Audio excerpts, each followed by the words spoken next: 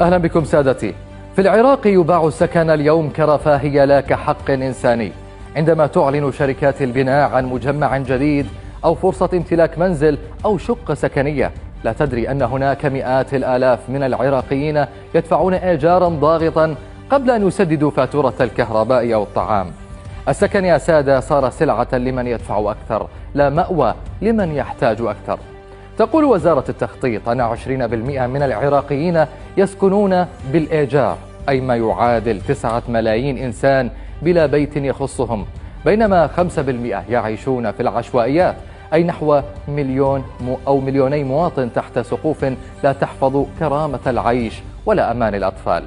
الأرقام يا سادة لا تخبر القصة كاملة، فوراء كل رقم عائلة تؤجر بيتا كل شهر بثمن يتجاوز راتبها تدفع بدل الإيجار قبل أن تشتري طعامها.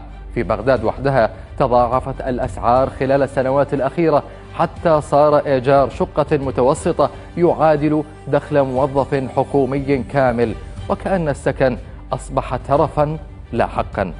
أما المجمعات السكنية التي تروج لها الإعلانات فهي حكاية أخرى من الغبن الاجتماعي. أسعارها تبدأ من 150 مليون إلى 500 مليون دينار عراقي، تبنى للأثرياء وتعلن للفقراء. مشاريع ترفع شعار الحل، لكنها لا تفتح بابا واحدا لمن يعيش الأزمة فعلا، كأنما صممت لطبقة لا تعرف معنى الإيجار ولا الانتظار آخر الشهر. وزارة التخطيط تعترف أن العراق يحتاج إلى 1.5 مليون وحدة سكنية فورا، لكن المشكلة ليست في عدد البيوت بل في من تبنى لهم، فكل وحدة جديدة تضاف تبتعد أكثر عن متناول الموظف والمتقاعد والكاسب الذين يعيشون بين إيجار لا يحتمل ومشاريع لا تطال. اليوم يا سادة لا تبدو أزمة السكن أزمة بناء، بل أزمة رؤية وعدالة في توزيع الفرص.